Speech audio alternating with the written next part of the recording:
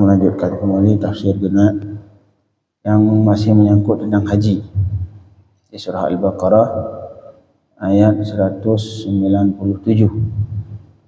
Idz qala Allah Ta'ala a'udzu billahi minasy syaithanir rajim. Bismillahirrahmanirrahim. Al-hajju ashhurun ma'lumat.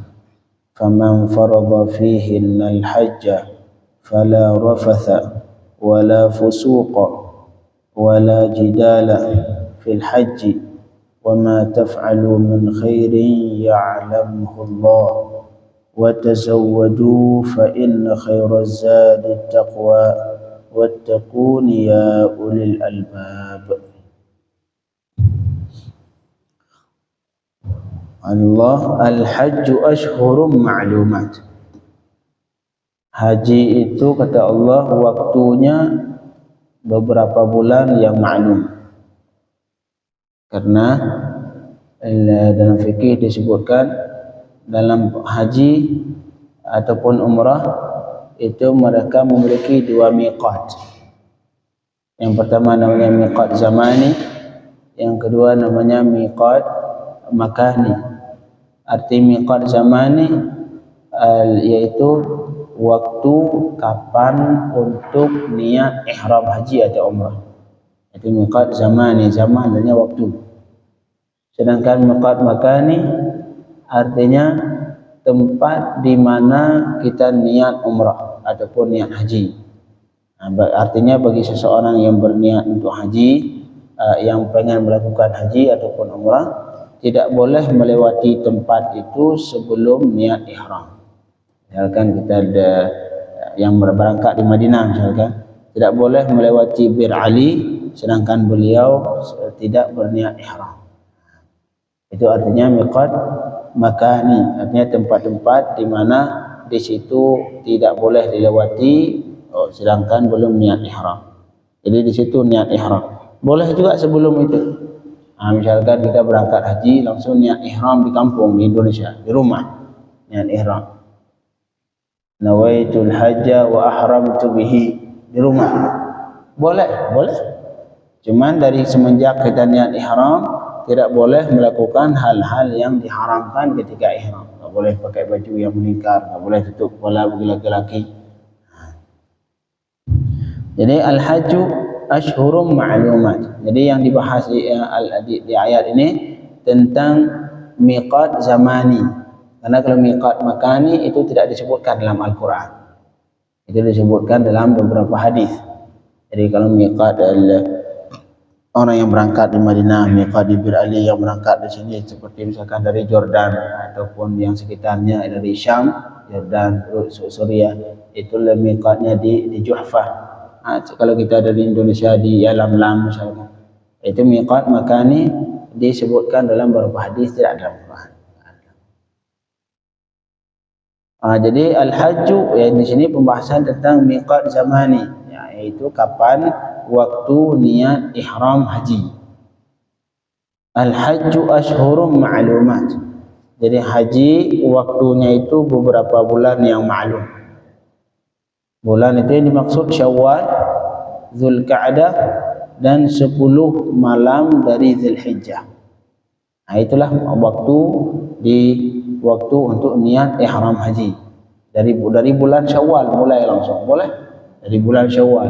Tanggal 1 Lebaran, 1 Syawal langsung niat haji.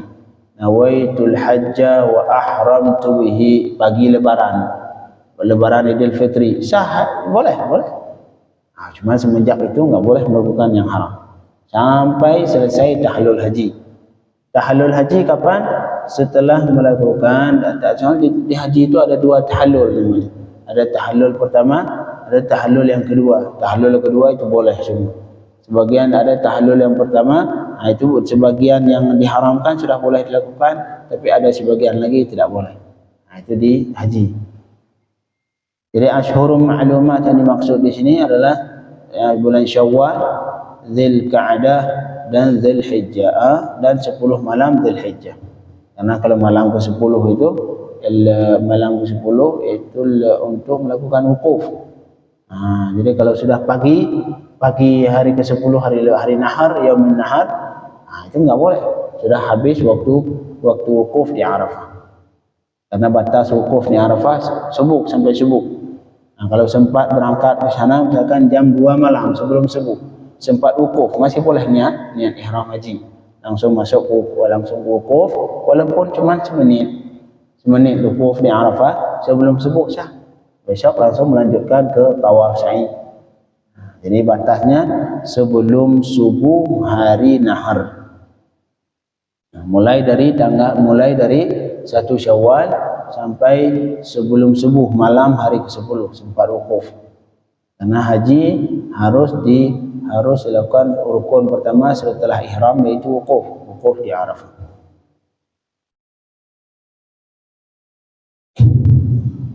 Kemudian Allah melanjutkan faman farada fihinna. Sedangkan ke miqat umrah, kapan niat umrah? Kapan saja.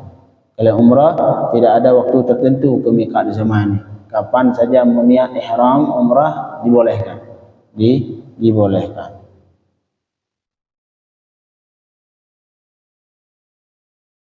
Kecuali sedang melakukan haji, kata ulama. Kecuali misalkan kita sedang melakukan haji, lagi sa'i, lagi tawaf, ini enggak boleh niat ihram umrah saat itu. Selesaikan haji dulu, baru kemudian kalau pengen niat umrah silakan. Jadi yang dasarnya waktu untuk niat ihram umrah itu setahun penuh, kapan saja dibolehkan, kecuali jika sedang melakukan amalan, jika sedang melakukan haji. Itu saat itu jangan niat ihram umrah. Selesaikan haji baru kemudian berniat umrah. Faman farada fihinnal hajja. Maka siapa saja yang mewajibkan terhadap dirinya di bulan-bulan yang tadi akan haji, artinya dengan ihram. Jadi mewajibkan haji terhadap dirinya dengan ihram haji, maka fala rafatha. Ini di sini Allah menyebutkan beberapa hal yang dilarang ketika ihram, ketika berhaji. Fala rafatha, maka tidak boleh. Rafatha artinya jima, enggak boleh jima dengan istri selama ihram.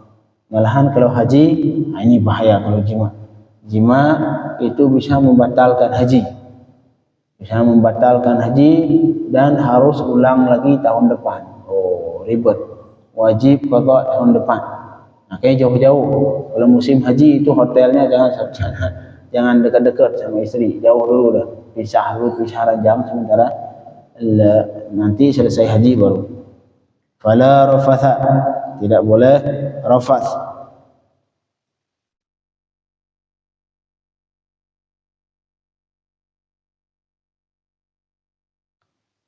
Tidak boleh bersetubuh ketika haji, karena itu bisa membatalkan haji. Kemudian wala fusuqa, dan tidak boleh fusuk, artinya maksiat. Tidak boleh melakukan maksiat. Cuman ya Ustaz, bukannya maksiat, jangankan di bulan haji, di bulan lain juga haram. Di bulan lain juga haram maksiat. Kata ulama, makna tidak boleh maksiat di sini bukan berarti bulan lain boleh maksiat. Di bulan lain tidak boleh maksiat, tapi ketika sedang haji lebih kuat larangan. Larangan maksiat di bulan haji bagi orang yang berhaji lebih kuat. Apalagi di tanah haram. Makanya kadang-kadang kita melakukan maksiat di tanah haram ataupun di tanah haram, itu dosanya lebih besar dibanding di tempat lain. Termasuk misalkan karena orang itu semakin mulia tempat ataupun seseorang yang statusnya semakin mulia, maka dosa yang dia lakukan semakin besar akibatnya. Misalkan sekarang kalau orang biasa misalkan nggak pakai baju biasa, tapi kalau presiden nggak pakai baju, dicaci satu Indonesia, dihina. Kenapa? Karena beliau sudah tinggi derajatnya. Maka seseorang yang semakin tinggi derajatnya, otomatis dosa yang beliau lakukan, kesalahan yang beliau lakukan, walaupun kecil jadi besar. Ini seperti halnya para istri Rasulullah. Kata Allah, ya nisa'an nabiyyi man ya'ti minkunna bi fahishatin mubayyinatin yudha'af lahal adzabu dhi'fain. Ya wahai istri-istri Nabi, siapa saja yang melakukan maksiat dari golongan kalian, dari istri-istri dari kalian, yudha'af lahal adzabu dhi'fain, maka digandakan dosa jadi 2 kali. Kalau orang lain sekali, kalau para istri Nabi 2 kali. Nah, jadi begitu juga, artinya semakin orang itu semakin tinggi derajatnya, maka dosa yang dilakukan semakin tinggi. Nah, akibat dari dosa yang dilakukan semakin tinggi, termasuk ketika haji. Ini maksiat yang dilakukan ketika haji beda dengan maksiat yang dilakukan di luar haji. Yang dalam haji larangannya lebih kuat, otomatis dosanya juga lebih besar. Wala fusuqa, dan juga tidak boleh maksiat.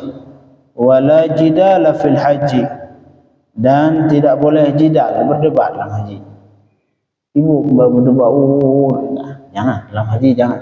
Dalam haji harus waqar, harus tenang, tidak boleh berdebat, santai sehingga sampai selesai melakukan haji.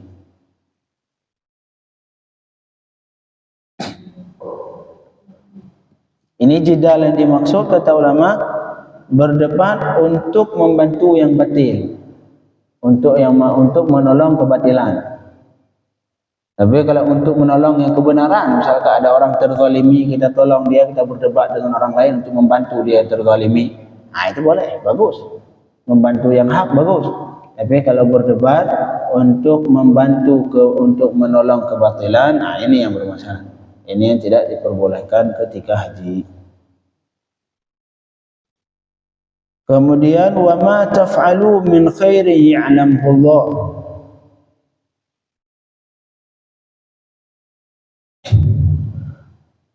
Dan apa saja yang kau lakukan min khairin, dari kebaikan, ya'lamhu Allah, Allah mengetahui akannya oleh Allah.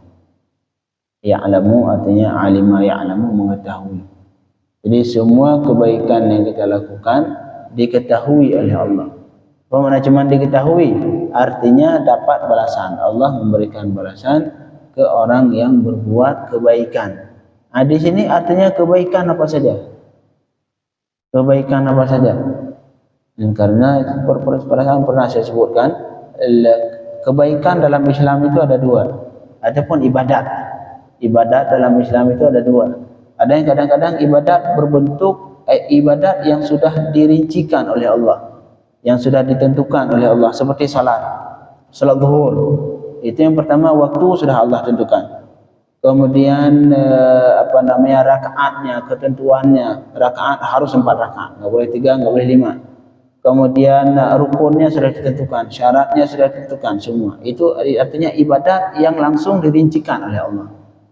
Ini yang ibadat seperti ini enggak boleh kita ganti tidak sesuai dengan yang disebutkan oleh Allah. Tapi ada sebagian ibadat yang Allah mengatakannya secara mutlak, seperti sedekah. Alladzina yunfiquna amwalahum, yang berinfak hartanya, itu mau apa saja, mau beras terserah. Kapan? Yang pertama, Allah tidak menentukan kapan. Yang kedua, tidak menentukan waktunya. Kapan dilakukan infak? Mau siang hari, tengah malam, terserah. Mau di bulan Maulid, di luar bulan Maulid, terserah. Di bulan Ramadan, luar bulan Ramadan. Kemudian juga benda yang diinfak juga Allah tidak mengkhususkan, mau beras, mau uang, terserah. Semua apa saja yang kira-kira sesuatu yang dibutuhkan orang lain, infak.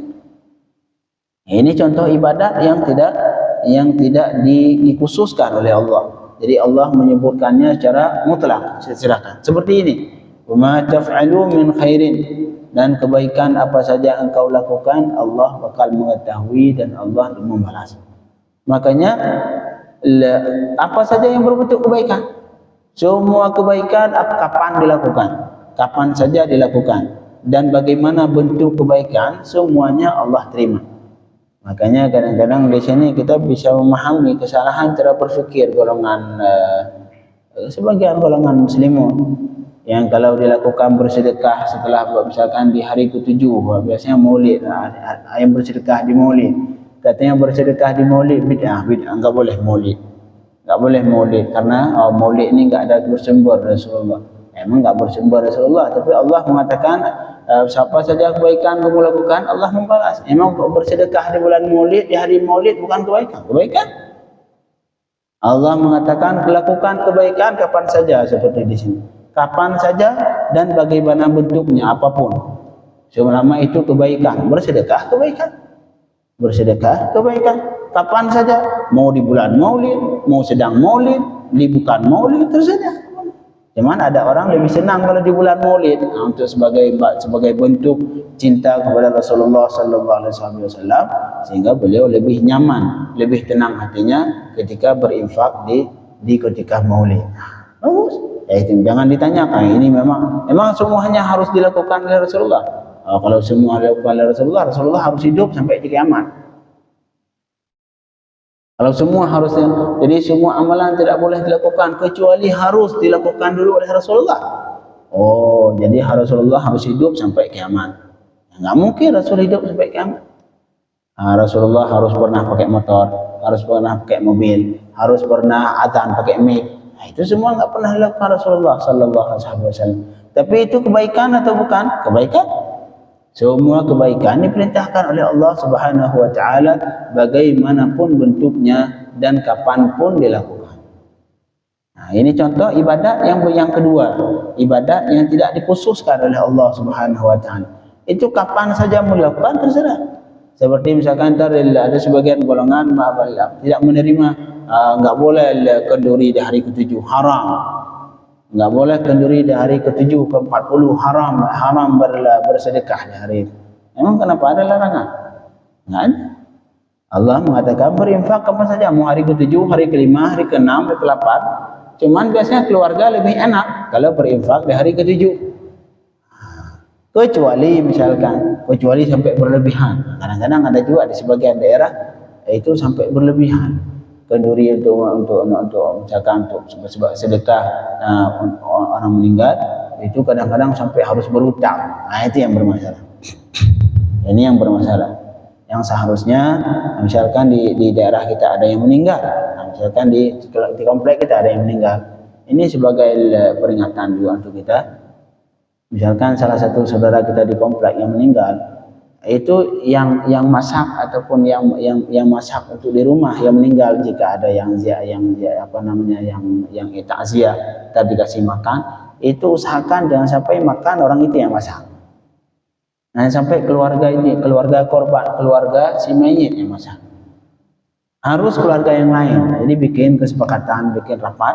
Jadi nanti orang lain, misalkan di tangga-tangga itu mereka yang masak, yang bawa makanan ke rumah yang berduka. Ini biasanya dilakukan di desa-desa itu. Subhanallah, termasuk desa saya di sana di Aceh, itu yang meninggal, ya betul beliau nggak mikir deh.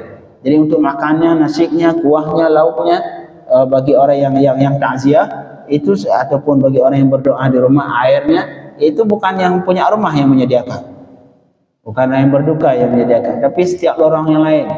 Jadi standar kepala desa menentukan, ini hari ini lorong pertama, lorong A ataupun dusun A, kalian atau yang ngurus semua kebutuhan. Antar besok lorong B, besok lorong C. Jadi mereka yang mengatur itu semua. Jadi orang yang berduka tidak perlu ngurus masalah itu. Itu yang seharusnya, itu yang sunnah Rasul seperti itu, yang seharusnya. Dan kadang-kadang sebagian daerah harus ngutang sampai 40 juta, 50 juta. Nah, itu nggak boleh itu. Itu nggak boleh. Mungkin itu yang seperti itu yang ditentang sama Salafi kali. Nggak boleh seperti itu. Harus ngutang. Ntar harus nyicil sampai ngutang ke pinjol, apalagi innalillahi wa inna ilaihi raji'un. Nggak boleh seperti itu. Ataupun memakai harta yang belum dibagi. Ya, harta, ada anak kecil di situ. Ada anak kecil yang belum balik. Anak kecil yang belum balik, yang dia salah satu ahli waris. Kemudian harta sebelum dibagi warisan langsung kita pakai untuk bikin kenduri tadi, enggak boleh. Haram. Karena kepakai harta si kecil tadi. Karena si kecil itu izinnya belum diterima. Izinnya belum sah.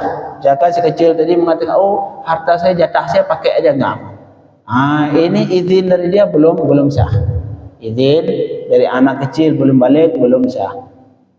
Karena perkataan yang keluar dari si kecil ini tidak sah.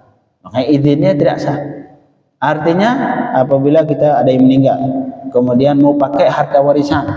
Nah, kalau ada anak kecil nggak boleh pakai dulu, kecuali bagi dulu. Selesai bagi, ntar baru jatah kita bagi, kasih. Tapi kalau sebelum dibagi, langsung ambil dulu 100 juta buat acara ke kenduri misalnya. Nah, ini nggak boleh, karena ada anak kecil tadi yang hartanya keambil, sedangkan belum dibagi dan izin dia tidak sah. Izin misalkan dia ngizinin, oh udah ambil aja sudah itu jatah sah, nggak boleh. Tidak sah. Jadi yang perlu diperhatikan yang kenduri yang ini, boleh silahkan, bagus. Tapi yang pertama jangan sampai berlebihan, harus ngutang, itu syarat utama. Yang kedua, jangan sampai mengambil uang dari harta warisan yang belum dibagi, sedangkan di situ ada salah satu ahli warisnya anak kecil ataupun orang gila. Tapi kalau orang lain harus izin juga. Kalau misalkan yang sudah dewasa semua, panggil, kumpulkan seluruh ahli waris. Ini kita sebelum dibagi ini, oh harta saya mau ngambil sedikit, mau pakai buat kenduri, buat arwah orang tua gitu. Boleh, kalau setuju semua silakan. Nah, ini ketentuan tentang kenduri di orang meninggal. Kembali ke sini, wa ma taf'alu min khairin ya'lamhu Allah, dan apa saja di kebaikan yang kau lakukan Allah mengetahui. Allah mengetahui sehingga Allah memberikan balasan. Ini bentuk bagaimanapun kebaikan, kapanpun dan bagaimanapun bentuknya, selama itu kebaikan. Kemudian Allah melanjutkan, wa tazawwadu, dan berbekallah kalian. Artinya sebelum berangkat haji bawa bekal dulu. Jangan sampai berangkat haji tengah jalan minta-minta. Nah, ini enggak bawa, ini enggak diperbolehkan. Ini ayat wa tazawwadu hingga akhir diturunkan ke ahli Yaman. Ahli Yaman, masya-Allah. Wa kanu yahujjun bila zadin. Biasanya ahli Yaman dulu ini sebelum turun ayat, mereka ketika berhaji enggak bawa bekal. Asal jalan aja sudah. Pokoknya saya haji. Bekal enggak ada, jalan aja. Entar fayakunu nakallan 'alan nas, menjadi beban ke manusia yang lain. Di jalan entar harus minta sini, minta sana, minta beras dikit, minta roti dikit. Nah, ini menjadi beban ke manusia yang lain. Kita tidak diperbolehkan ketika beribadat sehingga menjadi beban ke manusia yang lain. Jangan seperti itu. Ibadat, tapi jangan sampai ibadat kita jadi beban ke orang lain. Nah, kita jamaah saf pertama, tapi udah seminggu nggak mandi, ya jangan. Lebih baik nggak usah jamaah kalau bau. Di nafas kita nggak pernah sikat gigi, kemudian bau badan, subhanallah, itu lebih baik nggak usah jamaah. Cuma Ustaz saya nggak jamaah, sampai hari Jumat pun bagi orang yang makan sesuatu yang mengeluarkan bau yang berlebihan, nah itu boleh tidak Jumat, yang wajib. Jumat sekalipun yang wajib harusnya wajib, tapi bagi dia boleh nggak Jumat. Sebelum dia membersihkan dulu, disikat gigi dulu, sudah bersih, wangi lagi silakan. Jadi jangan sampai ibadat kita mengganggu ataupun menyakiti, menjadi beban terhadap orang lain. Ini seperti ini. Wa tazawwadu, kata Allah, dan buat bekal oleh kalian. Kalau mau berangkat haji, siapkan bekal, bawa makanan yang cukup sampai hari pulang. Ataupun bawa uang kalau sekarang, bawa uang yang cukup. Jangan sampai berangkat haji bawa uang 1 juta, sampai ke sana minjem dong. Nah, ini menjadi beban. Jangan. Jadi harus wa tazawwadu, dan bekallah kalian. Fa inna, jadi hari Allah menyuruh kita untuk membuat bekal, menyiapkan bekal, ma yuballighukum li safarikum, bekal yang cukup untuk safar kalian, cukup untuk berangkat dan cukup untuk pulang. Tapi alhamdulillah kita sekarang dari awal sudah membayar ke Menteri Agama, mereka semua yang tanggung.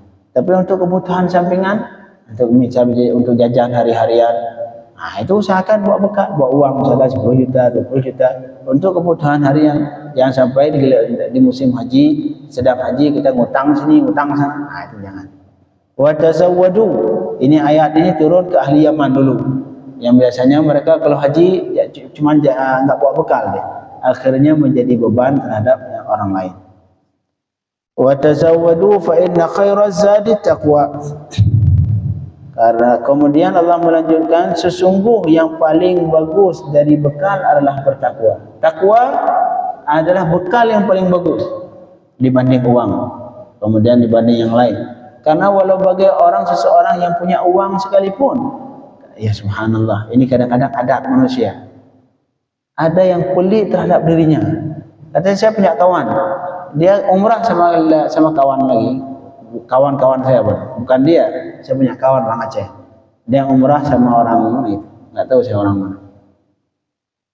Itu uang dia segini banyak, lagi umrah banyak, emang orang kaya dia, bos ya keluarganya. Sampai ke sana 100 rial nggak berani ngabisin. Giliran kalau pengen jajan, tiap hari kawan saya yang tanggung. Akhirnya jadi kesel dia, kamu bawa uang segini banyak kok sampai pelit segitu, bawa pulang lagi uang. Jadi ada orang yang seperti itu, jadi bekalnya banyak tetapi nggak berani ngabisin. Giliran kalau makan bareng itu pasti giliran bayar dia menghilang. Ya salah, giliran bayar saya izin lu puisi, ntar selesai bayar berbalik dia. Nah ini orang seperti ini muskilahnya. Ini yang tidak memiliki takwa. Jadi bekal harus dibarengan dengan takwa. Karena tadi semua bekal yang paling bagus adalah takwa. Fa inna khairaz zadi at-taqwa. Maka sesungguh yang paling bagus dari bekal adalah takwa. Takwa yang dimaksud di sini adalah takwa yang sehingga tidak meminta-minta ke orang.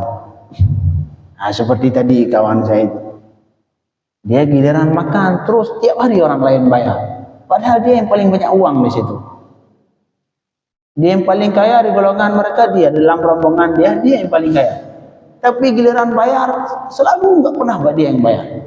Kalau murah, misalkan udah 2 hari orang kawan terus yang bayar, nah giliran makan yang murah, ciki-ciki, ya baru dia yang bayar. Oh giliran makan nasi, ya dia menghilang terus. Nah ini seperti ini orang tidak bertakwa. Walaupun ada bekal, tapi menjadi beban ke manusia yang lain. Nah, ini jangan juga. Makanya Allah di sini mengatakan, kalian berbekallah kalian, bawa bekal yang cukup untuk sampai pulang. Tetapi kata Allah, bekal yang paling bagus adalah takwa. Artinya takwa dalam hati sehingga itu dia tidak mau minta-minta ke orang. Nah, ini orang bertakwa. Salah satu sifat orang bertakwa seperti ini. Dia tidak mau minta-minta ke manusia. Seperti sahabat Rasulullah yang dikisahkan dalam Al-Quran. Lil fuqara'il ladzina uhsiru fi sabilillah la yastati'una darban fil ard yahsabuhumul jahilu aghniya. Ada sahabat Rasulullah ahli suffah itu namanya. Orang miskin, termasuk contohnya Abu Hurairah dan lain-lain. Mereka itu fakir, tidak makan. Fakir. Karena mereka itu belajar depan Rasulullah, santri. Itu santri khusus Rasulullah mereka itu. Santri khusus Rasulullah, tidak kerja, mereka fokus dengan ilmu agama. Yang akhirnya mereka jadi ulama semua, seperti Abu Hurairah dan kawan-kawan. Mereka itu belajar khusus di Rasulullah, tidak kerja, akhirnya fakir karena nggak nyari uang.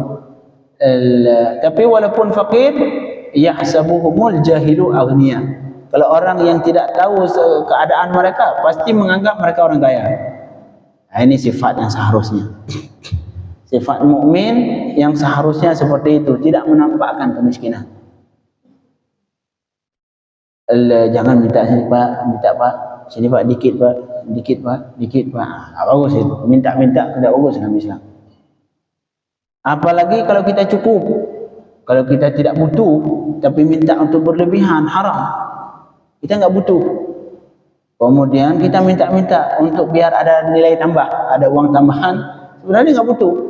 Cuman untuk biar ada tabungan, biar pengen beli HP baru, minta-minta. Pak minta orang sejuta, minta sejuta, minta sejuta. Itu hukumnya haram. Hukumnya haram dia, walaupun itu ridha, walaupun dia ngasih, tapi minta hukumnya haram. Nanti di hari kiamat muka kita buruk sebelah, berluka berulat lah sebelah. di hari kiamat. Perhatikan, fa inna khairaz zadi taqwa, karena yang paling bagus dari bekal adalah takwa. Karena orang yang bertakwa walaupun dia enggak ada bekal tapi kelihatan ada bekal. Nah, seperti sahabat Rasulullah tadi, yahsabukumul jahilu aghniya min ta'affuf. Kalau orang tidak mengenal mereka, pasti menganggap mereka itu orang kaya saking ta'affuf. Ta'affuf artinya tidak mau minta-minta, tidak mau menampakkan dirinya miskin, usaha menutup diri. Kalau ada yang ngasih ngambil, nah, enggak. Kalau ada yang ngasih ngambil, tapi untuk minta-minta enggak. Nah, ini yang benar. Makanya di sini begitu juga ketika haji, yang seharusnya berbekal, tapi kalau tidak ada bekal minimal takwa. Yang tidak mau berusaha sebisa mungkin tidak menjadi beban ke orang lain. Kadang-kadang sebagian dari kita yang suka jadi beban. Kapan saya beban? Hari ini datang lagi, minta lagi, besok minta lagi, lusa minta lagi, lusa minta lagi. Akhirnya kesel yang ngasih. Kalau tiap hari, kalau seminggu sebulan sekali lah pas. Ini tiap minggu minta lagi. Enggak kesel juga yang ngasih, kayak enggak mau kerja, minta dong. Wattaqun ya ulil albab, dan bertakwalah kalian kepadaku wahai orang yang memiliki mata hati, kata Allah Subhanahu wa taala. Marhaba.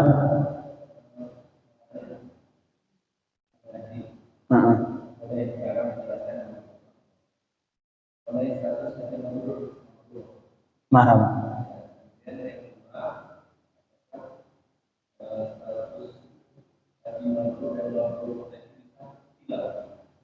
Bisa hilang.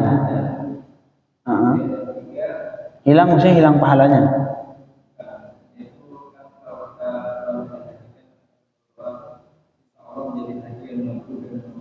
Iya.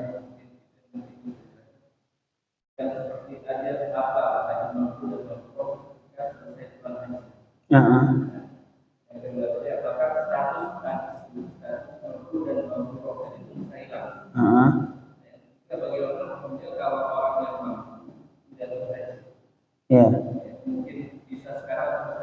Insyaallah besok saja. Tapi yang terakhir aja karena hukum menyangkut hukum yang terakhir, bagi orang yang mampu wajib haji. Man istata'a walillahi 'alan nasi hajjul baiti man istata'a ilaihi sabila. Siapa yang mampu wajib haji. Cuma mampu di sini banyak, ada mampu untuk kebutuhan, mampu untuk perjalanan. Nah, itu banyak antar kemampuan, insyaallah bisa kita jelaskan. Kalau sekarang ada sebagian bisa dikatakan ulama, beliau sampai meninggal tidak mau haji. Itu dulu ketika sebelum ada bank syariah. Kata beliau, saya enggak mau haji. Kenapa? Karena menganggap tidak aman jalan. Karena salah satu mampu untuk haji ketika jalan aman, artinya tidak ada peperangan. Kata beliau, ini saya belum wajib haji katanya. Kenapa? Karena saya haji lewat pemerintah, uang saya disimpan di bank riba. Nah, ini dianggap membantu maksiat. Saya haji dengan lewat maksiat, enggak mau haji dia. Sampai meninggal enggak haji. Nah, jadi tapi yang pasti yang pada dasarnya haji wajib bagi yang mampu, wajib haji. Kalau meninggal sedangkan dia sudah pernah mampu haji kemudian meninggal enggak sempat berhaji, wajib ibadah. Wajib dibadal dari harta warisan. Dari harta warisan tidak boleh bagi faraid dulu sama sekali. Ambil dulu sebagian untuk membadalin haji buat beliau. Tapi untuk tentang rinciannya, bagaimana rincian kemampuan dalam haji, insyaallah besok kita sebut.